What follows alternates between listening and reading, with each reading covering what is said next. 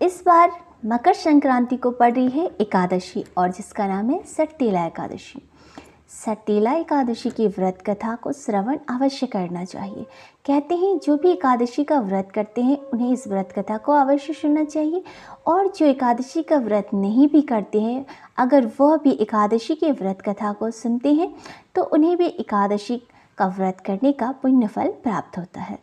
तो सट्टीला एकादशी की व्रत कथा को आइए हम सब श्रवण करते हैं। एक ब्राह्मणी थी जो कि हमेशा एकादशी का व्रत करती थी। वह एकादशी का व्रत बहुत ही मन से करती थी, कठोर व्रत और उपवास रखती थी, परंतु उसने कभी भी अपने जीवन में दान नहीं किया, न अन्न का दान किया न जल का दान किया। जब भगवान विष्णु ने देखा तो वो प्रसन्न हुए कि यह मेरी इतनी भक्ति करती है, परंतु इसे वैकुंठ तो मिलेगा, लेकिन इन्होंने कभी अन्न का दान नहीं किया, इसीलिए इसे अन्न नहीं मिलेगा। इसीलिए भगवान विष्णु ने एक साधु का वेश बनाया और उस ब्राह्मणी के द्वार पर पहुंच गए। जब ब्राह्मणी से भिक्षा मांगा तो ब्राह्मणी को क्रोध आ गया और उसने गुस्से से एक मिट्टी का ढेला भगवान विष्णु को दान में दे दिया।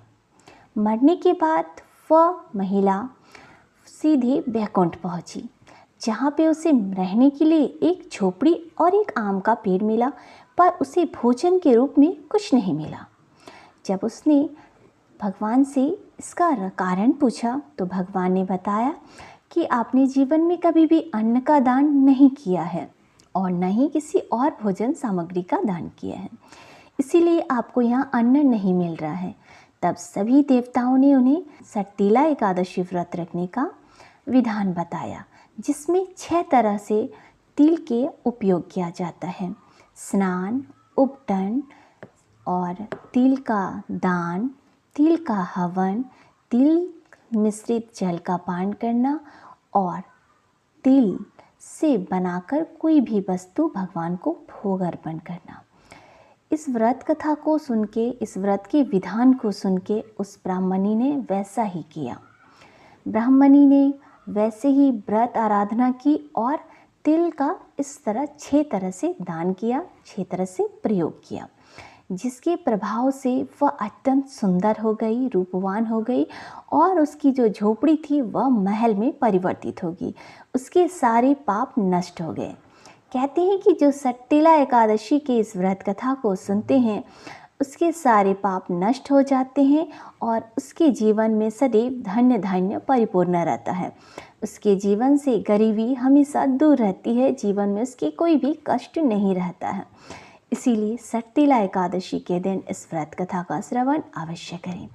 वीडियो अच्छी लगी हो तो अधिक से अधिक शेयर कीजिएगा ताकि सभी इस पावन कथा को श्रवण कर सके और अपने जीवन में सुखपूर्वक आनंदपूर्वक रह सकें। इस दिन अधिक से अधिक भगवान का भजन कीर्तन करना चाहिए, भगवान का नाम संकीर्तन करना चाहिए। राधे राधे, जय श्री कृष्णा, ओम नमो भगवती वासुदेवाय। या आपको जो भी मंत्र प्रिय है आप उस मंत्र का अधिक से अधिक जाप करें, अधिक से अधिक नाम दान करें, जिससे कि आप पर भी भगवान की कृपा दृष्टि सदैव बनी रहे। चैनल को सब्सक्राइब जरूर कीजिएगा, क्योंकि मैं हमेशा आपके लिए ऐसे ही पौराणिक कथाएं जिनके श्रवण मात्र से आपके सभी पापों का नाश होता है, ऐसी आसान उपाय जिनको करने से आपके जीवन के सारे दुख कष्ट का अंत होता है, लाती रहती हूँ। श्री शिवाय नमस्ते। जय श्री कृष्णा।